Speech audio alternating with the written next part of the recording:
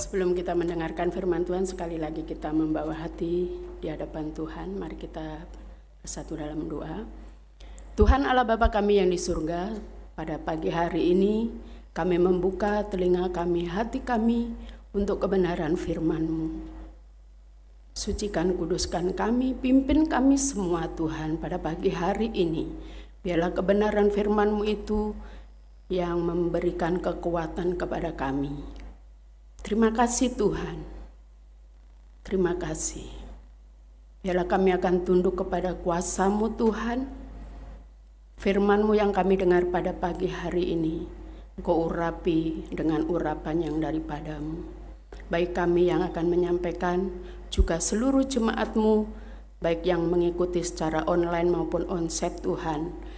Kami tetap fokus memandang Engkau sebagai Tuhan dan Juru Selamat kami, juga penolong kami.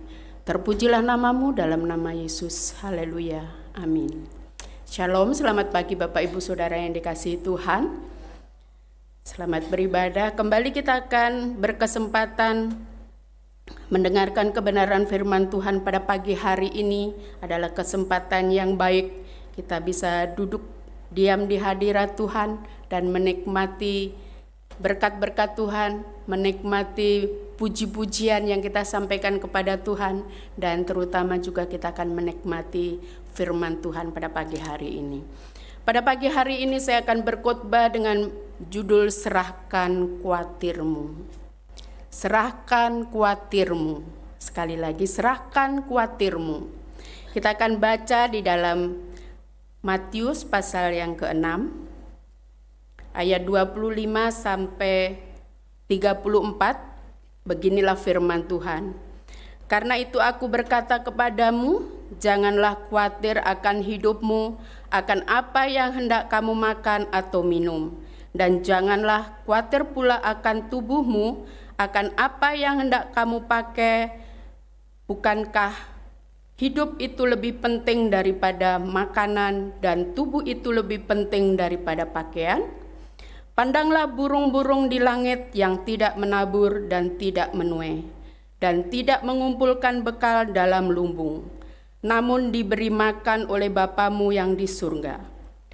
Bukankah kamu jauh melebihi burung-burung itu? Siapakah di antara kamu yang karena kekhawatirannya dapat menambahkan sehasta saja pada jalan hidupnya? Dan mengapa kamu khawatir akan pakaian? Perhatikanlah bunga bakung di ladang yang tumbuh tanpa bekerja dan tanpa memintal. Namun aku berkata kepadamu, Salomo di dalam segala kemegahannya pun tidak berpakaian seindah salah satu dari bunga itu. Jadi jika demikian Allah mendandani rumput di ladang yang hari ini ada dan besok dibuang ke dalam api. Tidakkah ia akan terlebih lagi mendandani kamu, hai orang-orang yang kurang percaya? Sebab itu janganlah kamu khawatir dan berkata, apakah yang akan kami makan? Apakah yang akan kami minum? Apakah yang akan kami pakai? Semua itu dicari bangsa-bangsa yang tidak mengenal Allah. Akan tetapi Bapamu yang di surga tahu bahwa kamu memerlukan semuanya itu. Tetapi carilah dahulu kerajaan Allah dan kebenarannya, maka semua itu akan ditambahkannya kepadamu. Sebab itu janganlah kamu khawatir akan hari besok, karena hari besok mempunyai kesusahannya sendiri. Kesusahan hari ini cukuplah untuk sehari. Bapak Ibu Saudara yang dikasihi Tuhan, ini adalah ayat di mana yang tidak asing bagi kita semua. Mungkin sudah berkali-kali membaca ayat ini, dan satu peringatan dari Tuhan bahwa kita tidak boleh khawatir. Yang menjadi pertanyaan, khawatir itu sebenarnya apa sih? Khawatir adalah rasa gelisah, rasa gelisah, cemas terhadap sesuatu yang belum diketahui dengan pasti. Dan khawatir juga adalah perasaan gelisah yang dialami oleh seseorang ketika sedang mencemaskan sesuatu. Ini arti dari kata khawatir. Bapak Ibu Saudara sekalian, kita semua pernah mengalami hal ini tentang khawatir, dan bahkan mungkin sampai detik ini pun ada yang mengalami kekhawatiran saat ini, saya khawatir sesuatu. Ini adalah hal yang wajar. Kekhawatiran yang ada di dalam kehidupan kita tingkatnya beda-beda. Maksudnya bagaimana? Jikalau, ini contoh, jikalau seorang yang dalam keadaan kekurangan, dia akan berpikir, apa ya yang akan saya makan dan saya akan minum. Itu menjadi kekhawatiran bagi seorang. Tetapi ada kekhawatiran yang lain, seandainya seorang yang memiliki harta yang banyak, di mana-mana dia khawatir. Karena nanti jangan-jangan ada penjahat. Jangan-jangan nanti ada perampok. Jangan-jangan saya ditipu orang. Jangan-jangan menjadi kekhawatiran tersendiri. Kalau firman Tuhan yang kita baca hari ini topiknya adalah tentang kehidupan sehari-hari. Tentang makanan, tentang minuman, itu hal yang wajar. Dosa enggak kita khawatir, saudara? Tidak. Itu adalah manusiawi. Semua orang pernah mengalami kekhawatiran. Sekalipun dikatakan kekhawatiran yang kita alami atau yang kita pikirkan itu belum terjadi.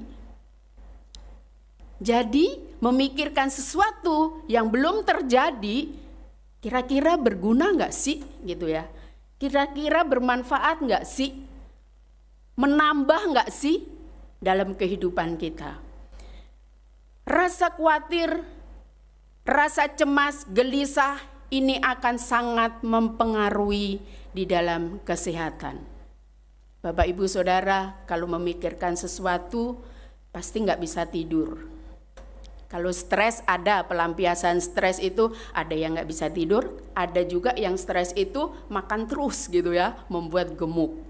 Berbeda-beda mengatasi cemas, mengatasi khawatir, mengatasi hal-hal yang belum terjadi, tetapi itulah yang menyelimuti kita semua. Bagi anak muda khawatir, bagaimana nanti saya mau menikah dengan siapa? Orang ini tepat atau tidak? Itu kekhawatiran tersendiri. Bagi orang tua yang memiliki anak-anak yang masih sekolah, juga memiliki kekhawatirannya sendiri. Bagi saya secara pribadi, saya juga memiliki kekhawatiran saya sendiri. Tapi nanti di akhir ada satu kesaksian di mana Tuhan pelihara sampai hari ini berawal dari kekhawatiran di mana Tuhan menolong sampai hari ini. Bapak Ibu lihat saya sebagaimana adanya. Kemudian dari Matius pasal 6 ayat 25, Bapak Ibu di sini dikatakan, janganlah khawatir akan hidupmu, akan apa yang hendak kamu makan dan apa atau minum, dan janganlah khawatir pula akan tubuhmu, akan apa yang hendak kamu pakai. Bukankah hidup itu lebih penting daripada pakaian? Itu dari versi terjemahan lama, terjemahan baru. Versi yang mudah dibaca, janganlah kamu khawatir tentang makanan atau minuman yang kamu perlukan untuk hidup. Juga janganlah khawatir tentang pakaian untuk tubuhmu. Hidup lebih penting daripada makanan dan tubuh lebih penting dari pakaian. Dari versi firman Allah yang hidup, jadi nasihatku ialah janganlah kamu khawatir akan benda makanan, minuman, dan pakaian. Karena kalian sudah mempunyai jiwa dan tubuh, itu jauh lebih penting daripada daripada makanan dan pakaian. Sekali lagi, tentang makanan, minuman, hingga sampai saat ini kita merasa dicukupi dan kita bisa menikmati makanan yang enak-enak, itu juga karena berkat Tuhan. Tetapi di sisi lain Bapak Ibu, kalau kita menikmati hal yang itu, orang lain barangkali tidak bisa makan seenak yang kita makan. yang kita nikmati. Pakaian juga demikian. Ini sekali lagi kekhawatiran yang versi yang berbeda-beda setiap orang. Dan itu akan terus menerus. Satu kali kekhawatiran kita selesai, besok akan ada lagi dan besok akan ada lagi. Itu terus bergulir. Dan bagaimana caranya supaya kekhawatiran itu tidak menguasai pikiran kita, tidak menjadi mengikat kita atau membelenggu kita dengan kekhawatiran itu. Kalau kita sudah dibelenggu, sudah diikat, atau kita sudah ke salah satu tempat misalnya, ya kita nggak bisa terhindar. Kalau kita sudah terikat, kita harus berusaha bagaimana keluar dari belenggu itu. Kalau seandainya Bapak Ibu di satu tempat tertentu terkunci, Bapak Ibu akan berusaha bagaimana keluar dari ruangan itu. Kalau terkunci ya. Nah, pada pagi hari ini alasan mengapa kita harus menyerahkan kekhawatiran kita. 3 alasan yang penting, sekalipun lebih banyak lagi alasan-alasan yang ada, tetapi kita akan belajar dari 3 saja dari pada pagi hari ini, yaitu mengapa kita menyerahkan khawatir kita kepada Tuhan, karena Tuhan sanggup menolong. Yang kedua, karena Tuhan sanggup menyediakan. Dan yang ketiga, Tuhan sanggup mencukupi. Kita akan belajar satu persatu. Dari poin yang pertama, mengapa kita menyerahkan khawatir kita kepada Tuhan, yaitu karena Tuhan sanggup menolong. Menolong adalah membantu untuk meringankan beban, penderitaan, kesukaran, dan sebagainya.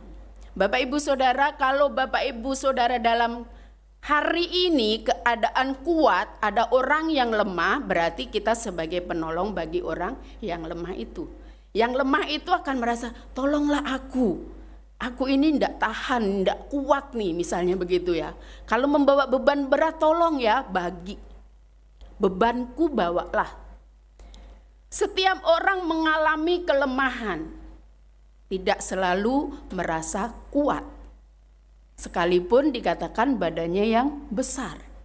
Badan besar bukan berarti dia terus selalu kuat, terus selalu tidak ada kelemahan atau tidak merasakan hal yang kurang, tidak.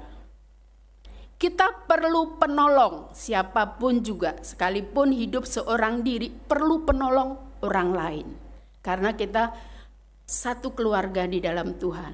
Sekalipun menyatakan, oh saya tidak perlu, enggak. Kita semua memerlukan satu dengan yang lain. Dan pada pagi hari ini, kalau kita menyerahkan kekhawatiran kita kepada Tuhan, kita tahu bahwa Tuhan itu sanggup menolong. Hanya seseorang yang mampu menolong orang lemah kalau dia kuat. Kalau sama-sama lemah bagaimana? Kita enggak bisa. Oleh karena keberadaan kita, karena kekhawatiran kita, kecemasan kita yang belum terjadi membelenggu kita, maka kita perlu seorang penolong. Dan kita tahu bahwa Tuhan itu adalah Tuhan yang sanggup menolong. Di dalam Mazmur pasal 28 ayat 7 dikatakan, Tuhanlah kekuatanku dan perisaiku. Aku percaya kepadanya dengan segenap hatiku, ia menolong aku. Jadi aku bersukacita dan menyanyikan pujian baginya. Ini dalam versi mudah dibaca. Bapak Ibu Saudara, kalau Bapak Ibu Saudara di dalam keadaan yang lemah atau dalam kesulitan, kemudian kita ada orang yang lebih kuat dari kita bisa ada kelegaan. Itu dengan sesama. Apalagi kalau kita minta pertolongannya itu kepada Tuhan, pasti tidak akan mengecewakan. Karena kita tahu Tuhan kita itu Tuhan yang sanggup menolong. Kalau kita dengan sesama kita, barangkali saya mengalami kesulitan, saya akan ngomong kepada teman atau kepada Bapak Ibu, ya hanya mungkin, oh saya kasih jalan keluar seperti ini. Bukan berarti kita tidak boleh meminta pertolongan kepada sesama. Itu hanya sebatas kita curhat atau sebatas bagaimana kita mencurahkan isi hati kita. Tetapi pada pagi hari ini kita diingatkan supaya kita menaruh kekhawatiran kita, menyerahkan kekhawatiran kita itu hanya kepada Tuhan saja. Dan janji firman Tuhan di dalam Yesaya 41 ayat 10, jangan takut sebab aku menyertai engkau, jangan bimbang sebab aku ini Allahmu, aku akan meneguhkan bahkan akan menolong engkau, aku akan memegang engkau dengan tangan kananku dan membawa kemenangan. Bapak Ibu, kekhawatiran tidak bisa terselesaikan kalau bukan dengan campur tangan Tuhan. Kita akan terus mencemaskan sesuatu yang belum terjadi. Kalau itu terus ada di dalam pikiran kita dan kita tidak menyerahkan, tidak mempercayakan kekhawatiran kita kepada Tuhan, kita akan terbelenggu. Dalam puji-pujian tadi selama kita beribadah, saya melihat tidak ada kalau waktu menyanyi itu wajahnya itu tidak bersukaria. Semuanya wajahnya bersukaria, apalagi lagu-lagu ini adalah yang membangkitkan semangat kita. Rasanya khawatir kita sudah nggak ada ya. Sekalipun nanti akan ada khawatir lagi. Dikatakan kekhawatiran hari ini cukup hari ini. Karena besok ada kekhawatirannya sendiri. Dan di dalam Yesaya dikatakan sebab aku ini Tuhan Allahmu, memegang tangan kananmu dan berkata, jangan takut, akulah yang menolong engkau. Ini sudah jelas sekali, terang dan jelas. Tuhan adalah tempat di mana kita meminta pertolongan, di mana kita menyerahkan segala khawatir kita. Tuhan bisa pakai kita semua juga menjadi perpanjangan tangan Tuhan untuk menolong saudara-saudara seiman. Tetapi bukan berarti kalau ada kesusahan, saudara ngomong, oh saya ada kesusahan hal ini, tolong saya. Jangan. Pertama-tama kita datang kepada Tuhan. Tuhan, saya khawatir. Saya memegang janjimu bahwa engkau akan memegang tangan kananku. Memegang tanganku dengan tangan kananmu yang kuat. Orang yang kuat adalah orang yang mampu menolong orang yang lemah. Seberapapun kekuatan kita sebagai manusia, kita adalah manusia yang lemah. Seberapapun tegarnya kita kadang mengalami satu kelemahan. Tetapi pada pagi hari ini, kalau Bapak Ibu Saudara khawatir, pegang firman Tuhan, engkau Tuhan Allah yang sanggup menolong, maka aku menyerahkan khawatirku kepadamu. Hal yang kedua, Bapak Ibu Saudara, setelah kita meyakini bahwa Tuhan adalah sebagai penolong kita, Tuhan adalah Tuhan yang kuat. Kalau Tuhan kita lemah, bagaimana kita pengikutnya lebih lemah ya? Tetapi karena Tuhan kita kuat, maka kita boleh bernaung kepada Tuhan, boleh meminta pertolongan daripada Tuhan. Yang kedua, bahwa Tuhan itu sanggup menyediakan. Kalau dalam Mazmur dikatakan Tuhan menyediakan hidangan di depan musuh aja Tuhan mampu menyediakan. Di sini dikatakan menyediakan, mengadakan, menyediakan, mengatur dan sebagainya. Sesuatu yang tidak ada disediakan menjadi ada. Kalau Bapak Ibu di rumah, kalau mau makan, istri atau siapa yang memasak, di meja nggak ada makanan, nggak lama kemudian makanan tersedia. Itu tentang makanan. Pakaian Tuhan sediakan. Jadi kita tidak perlu khawatir tentang pakaian, tentang makanan, karena Tuhan pasti menyediakan. Di dalam 1 Korintus pasal 2 ayat 9 ini yang juga sering kali kita mendengar, bahkan kita dengungkan. Tetapi ada tertulis ini, apa yang tidak pernah dilihat oleh mata dan tidak pernah didengar oleh telinga dan yang tidak pernah timbul dalam hati manusia, semua disediakan Allah untuk mereka yang mengasihi Dia. dalam versi mudah dibaca, tetapi seperti yang tertulis dalam kitab suci, tidak ada mata yang telah melihat, tidak ada telinga yang telah mendengar, tidak seorang manusia pun yang telah membayangkan yang telah disiapkan Allah untuk semua orang yang mengasihi Dia.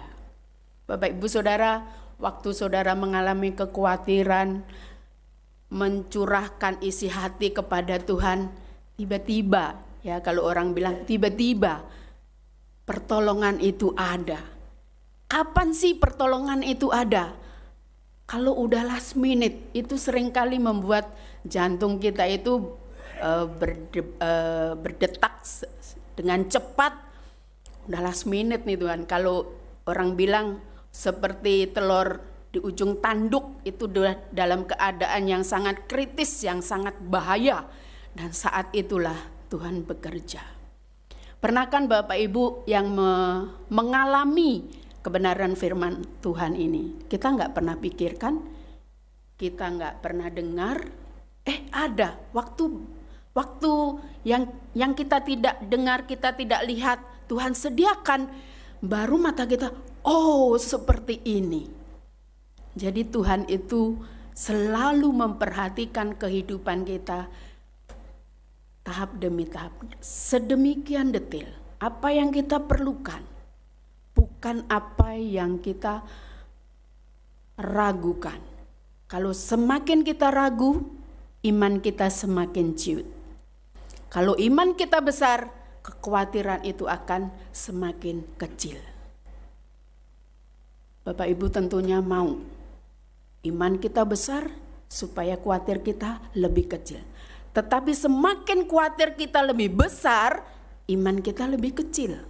Kok bisa begitu? Bisa.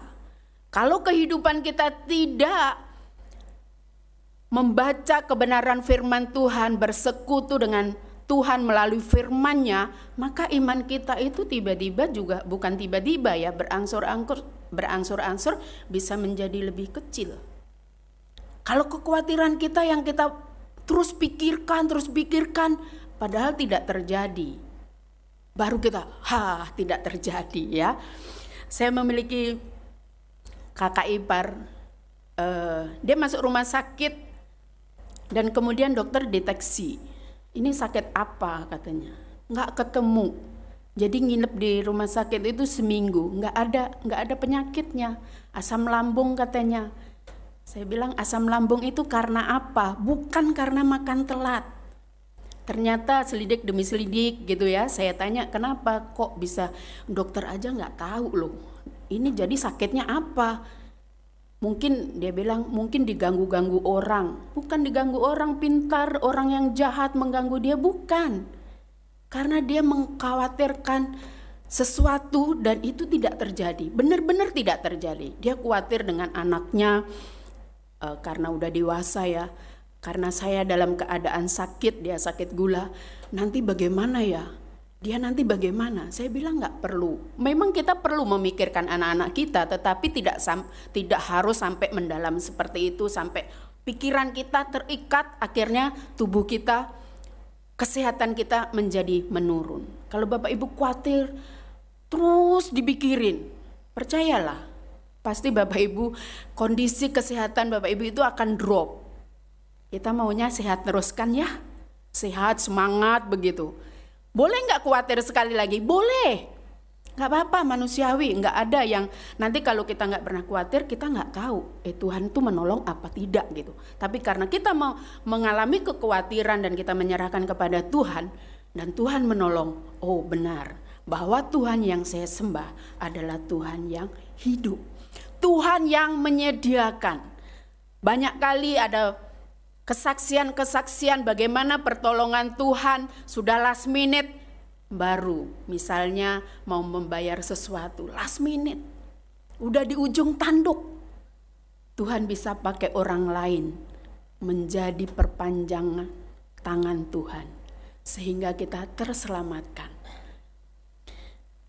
Di dalam Yesaya pasal 26 ayat 12, Ya Tuhan, Engkau yang akan menyediakan damai sejahtera bagi kami, sebab segala sesuatu yang kami kerjakan, Engkaulah yang melakukannya bagi kami.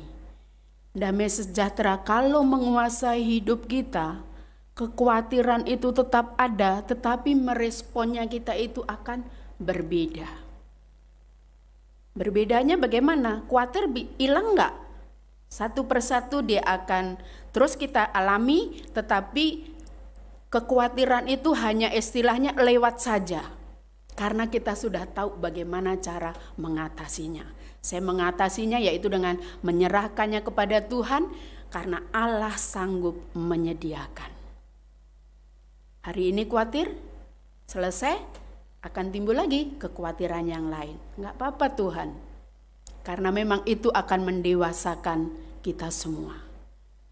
Kalau Bapak Ibu memiliki anak, pasti enggak mau dia kecil saja. Dia akan bertumbuh.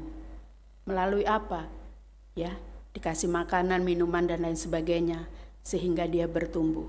Di dalam kehidupan kita mengiring Tuhan, kekhawatiran demi kekhawatiran yang kita alami atau yang ada dalam kehidupan kita, tetapi itu belum terjadi, kita serahkan kepada Tuhan, maka Tuhan yang akan berperkara dengan kita. Tuhan akan terus menolong kita. Kita menyerahkan khawatirkan kita kepada Tuhan karena Tuhan sanggup menyediakan. Apa yang menjadi keperluan saudara? Asal itu bukan untuk kepuasan diri sendiri. Saya mau kaya misalnya. Nanti saya kan bisa foya-foya, bisa keliling dunia.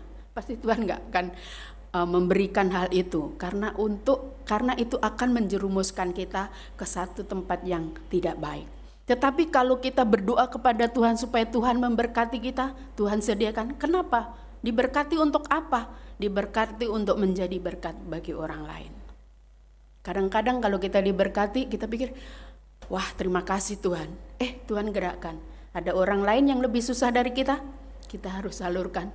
Bagaimana ya, berat banget, saya juga perlu juga misalnya begitu. Tetapi kalau kita taat, Tuhan pasti menyediakan.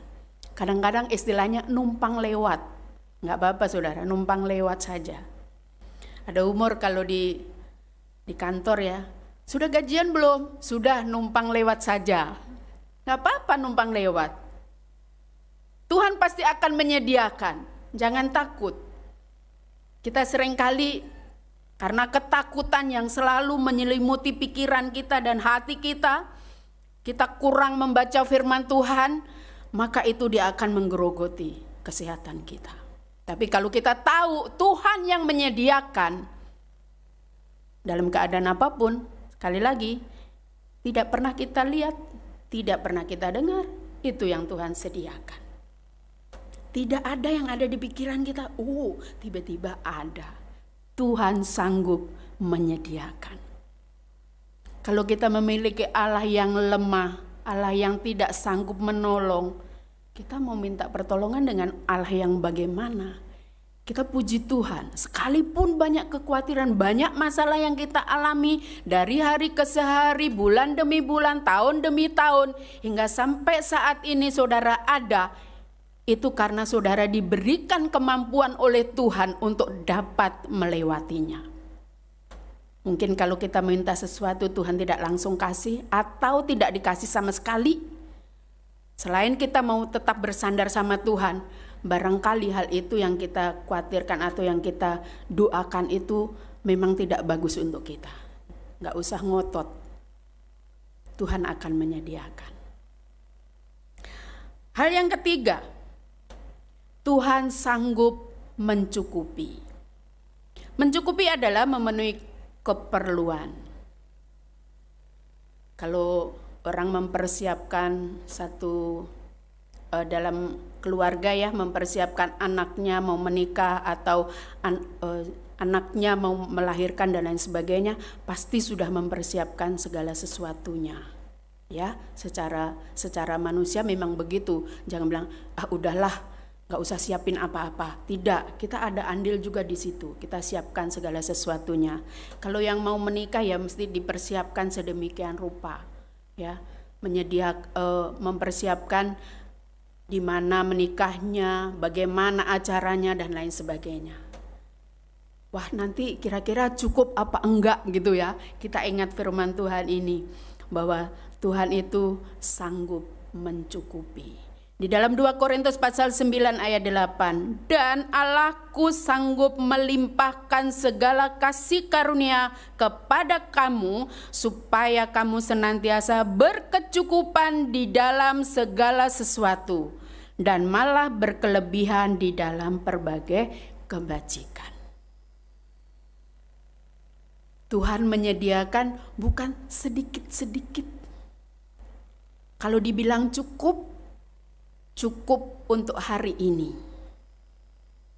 Kalau kita lihat, kita membaca kebenaran firman Tuhan, bangsa Israel meminta makanan dari surga dan cukup hari itu, kecuali di hari tertentu yang dia harus menyiapkan 2 porsi. Tetapi cukup hari itu. Dan bahkan dikatakan kalau Tuhan yang melimpahkan berkat kepada kita, luber, lebih banyak. Berkelimpahan di dalam apa? Segala sesuatu. Di sini bukan hanya berbicara tentang materi, makanan dan minuman saja. Di dalam hal yang lain.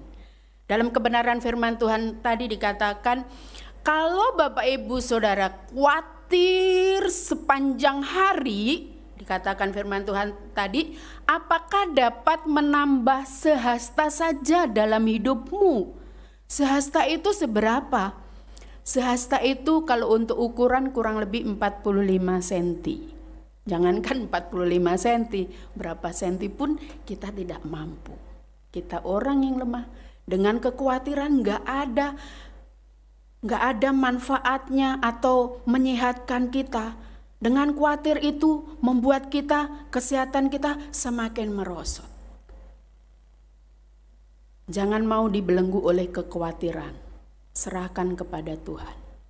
Karena Tuhan sanggup mencukupi. Apa yang Bapak Ibu Saudara perlukan, butuhkan di dalam kehidupan Bapak Ibu, Tuhan sanggup mencukupi. Kalau Bapak Ibu yang memiliki anak, sekali lagi, anak itu tidak usah ngomong uang bayaran sekolah ya, ini itu.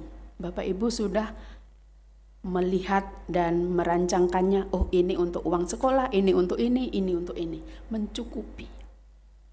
Kalau kita berkekurangan gimana Bu? Tetap berharap sama Tuhan. Bukan berarti kalau berkekurangan, wah berarti Tuhan lemah dong. Enggak. Ada saatnya seperti itu. Nanti kalau sekali lagi kalau terlalu banyak berkat yang kita melupakan Tuhan, itu juga membahayakan kita, bukan? Ada kalanya seorang teman mengatakan, saya dalam keadaan kesusahan. Datang kepada Tuhan dengan sungguh-sungguh. Pergumulannya dijawab. Kemana enggak? Ibadah. Iya saya sibuk. Sibuk terus. Baru di titik 0 lagi, mulai lagi. Nah pergumulan seperti itu. Titik 0 lagi, kembali lagi kepada Tuhan. Tentunya kita tidak seperti itu. Kita menjadi yang dewasa, taat kepada kebenaran firman Tuhan. Dari versi mudah dibaca, dan Allah dapat memberi berkat yang berlimpah-limpah kepadamu, lebih daripada yang kamu perlukan, sehingga kamu selalu berkelimpahan. Kamu akan memiliki lebih daripada cukup untuk setiap pekerjaan yang baik. Tentunya kalau kita menyerahkannya, kekhawatiran kepada Tuhan itu, Tuhan akan memberikan kelimpahan. Kekhawatiran, rasa cemas yang yang mengganggu pikiran kita serahkan kepada Tuhan. Kira-kira besok ada kesusahan lagi? Ada, pasti. Tetapi kapan kita menyerahkannya? Ya setiap saudara, Bapak Ibu, waktu khawatir, itu serahkan kepada Tuhan. Jangan hari ini saya khawatir, saya nggak mau serahkan, saya pikirin aja sendiri. Sekali lagi, kita adalah manusia yang lemah. Kita perlu seorang yang kuat yang menopang kita. Kalau kita lihat orang tua, ya, orang yang sudah lansia misalnya, jalannya kan lebih pelan-pelan. Kita menolong dia karena badan kita kuat. Tapi satu saat kita mengalami kelemahan. Kalau kita sudah tua, akan seperti mereka. Akan perlu penolong lagi. Tetapi di dalam kehidupan kita, penolong kita yang ajaib yaitu Tuhan sendiri. Tuhan yang menolong kita, Tuhan yang memampukan kita, dan Tuhan yang memberikan kelimpahan kepada kita. Di dalam Filipi pasal 4 ayat 19, Allahku akan memenuhi segala keperluanku menurut kekayaan dan kemuliaannya dalam Yesus. Dalam versi yang mudah dibaca, Allahku sangat kaya. Wow, luar biasa ya. Dengan kemuliaan Yesus Kristus, Ia akan memakai kekayaannya dalam Kristus Yesus untuk memberikan segala sesuatu yang kamu butuhkan. Sekali lagi, Allahku sangat kaya. Tapi bagaimana kalau kita mengalami kekurangan? Ingat, sekalipun kita dalam kekurangan, damai sejahtera yang ada di dalam kehidupan kita menguasai kita, itu lebih berarti dibanding kekurangan itu sendiri. Dikatakan hidup itu lebih penting daripada pakaian, daripada makanan. Damai sejahtera Allah. Kalau di ayat 33 dikatakan mencari kehendak Tuhan dulu. Kapan? Kapan saja. Dalam waktu apa saja Bapak Ibu memerlukan Tuhan, Tuhan selalu terbuka tangannya. Apalagi kalau Bapak Ibu saat ini mengalami kekhawatiran. Apa yang Bapak Ibu cemaskan? Apa yang Bapak Ibu khawatirkan? Masalah apa? Ingat, Tuhan kita adalah Tuhan yang kaya, yang sanggup mencukupi keperluan kita, bahkan berkelimpahan. Kalau kita berharap kepada orang yang lebih lemah dari kita, kita tidak akan mendapat pertolongan.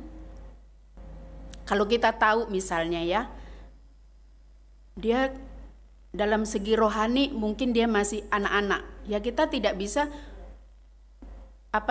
meminta hikmat, meminta nasihat dari mereka, tidak, karena dia lebih lemah. Bukan berarti meremehkan, bukan. Kita tahu kapasitas kita masing-masing. Kalau Bapak Ibu sudah seperti kebenaran firman Tuhan pada pagi hari ini, langkah selanjutnya apa? Lakukan terus-menerus. Kadang-kadang kita nggak mampu loh menyerahkan kekhawatiran kita, karena itu mengganggu banget dengan pikiran. Di pikiran kita, apapun juga, bukan hanya dengan makanan dan minuman. Tetapi kita belajar dewasa di dalam Tuhan, menyerahkan. Kalau kita masih mampu, ya kita tidak perlu pertolongan, bukan? Tetapi karena kondisi kita yang lemah, sebagai manusia yang lemah, kita perlu pertolongan daripada Tuhan. Kita serahkan kekhawatiran kepada Tuhan, karena Tuhanlah yang sanggup menolong. Tuhanlah yang sanggup menyediakan. Tuhanlah yang sanggup mencukupi. Kesaksian sedikit dari saya, mungkin 6 tahun yang lalu ya. Karena satu dan lain hal, percaya kepada orang, kemudian orang ini ternyata tidak bisa dipercaya. Kemudian apa saudara? Kecewa saya. Waktu itu dalam hal nanti kita rekanan ya, bikin bisnis. Ini teman di kampus, dia mengatakan kita akan bikin bisnis. Saya pikir kalau kita sesama anak Tuhan, kita bisa dipercaya dong, harusnya begitu, tetapi enggak juga. Nah, waktu itu sudah semuanya, dananya perlu sekian, nanti pengelolanya ini dan lain sebagainya. Kita manusia berusaha untuk hidup lebih baik, lebih mapan dari yang rata-rata, itu tidak salah. Begitu saya menyerahkan semuanya Bapak Ibu, ternyata dia kabur. Waduh, bagaimana ya? Nggak bisa lagi dicari. Kalau sekarang gampang, mungkin ada WA dan lain. Dulu belum ada WA. Nomor telepon kalau sudah diblokir sudah ya. Kemudian dia mengatakan, nggak perlulah, katanya, wah uang saya bagaimana bisa kembali kah? Saya bilang begitu. Dia bilang, lah kan saya minta, bukan untuk bisnis. Bapak Ibu coba bisa bayangkan, uang yang tidak sedikit.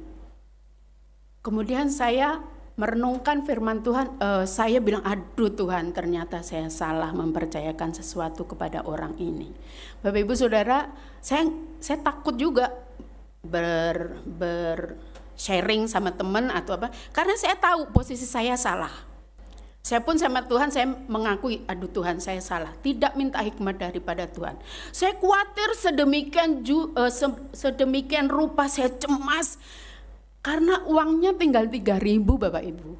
Itu sekitar tanggal 20-an, karena saya gajian itu tanggal 25, dan itu kan perlu transport ke kantor. Orang kantor kan nggak mungkin bilang begini, kok kamu nggak kerja? Iya, karena nggak ada uang bensin. Kan nggak ada alasan untuk seperti itu. Kan kita harus memanage sedemikian rupa. Saya salah memanage. Saya mengakui di hadapan Tuhan. Dan dengan uang 3.000, waktu itu hari Sabtu, saya bilang, badan saya semakin merosot kesehatan karena khawatir. Waduh, bagaimana ya Tuhan, ini orang begini-begini, udah banyak rancangan. Tetapi dalam rancangan saya, kalau saya lapor polisi, dia mengatakan, kalau kamu lapor polisi, kamu yang ketangkep, maksudnya dia akan membuat satu alasan bahwa sayalah yang bersalah begitu ya. Waduh, ini semakin mencemaskan. Kemudian saya katakan, udahlah, saya dalam hati saya berdoa kepada Tuhan, dan Tuhan memberikan firman-Nya, akulah yang membela kamu.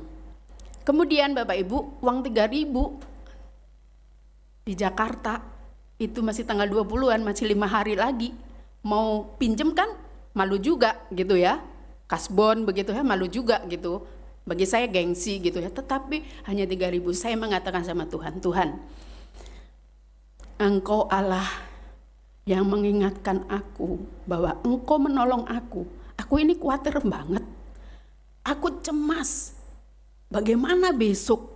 Hari ini 3.000. Bagaimana besok? Lusa. Saya pikirannya kan begitu. Lusa lagi, 5 hari loh Tuhan menunggu. Itu bukan waktu yang pendek bagi orang yang khawatir. 5 hari seperti 5 tahun menunggu karena khawatir. Saya menyerahkannya kepada Tuhan. Saya waktu itu tinggal di Rawamangun. Saya pergi ke pasar 3.000. Zamannya itu ya Bapak Ibu, masih bisa beli tempe sama cesim. 3.000. Pulang sampai rumah masak. Agak lega gitu ya. Tapi saya memang sempat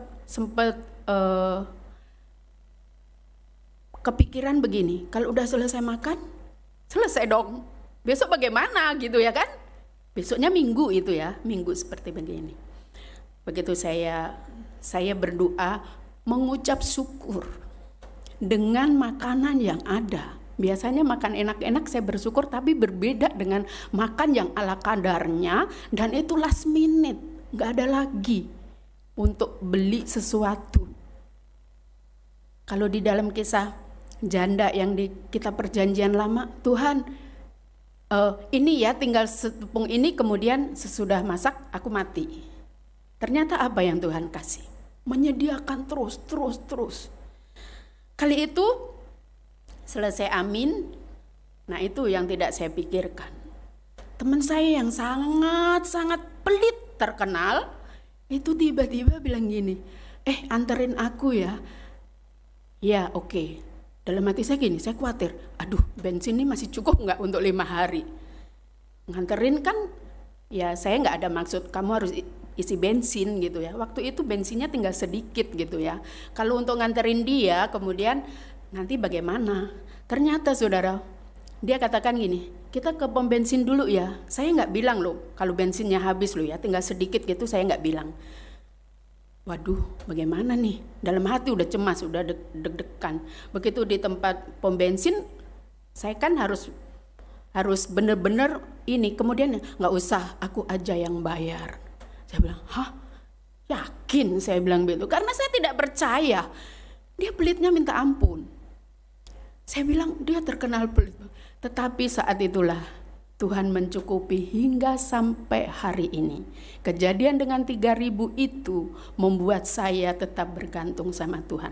Karena saya tahu kekhawatiran saya serahkan kepada Tuhan, karena Tuhan Allah yang sanggup menolong.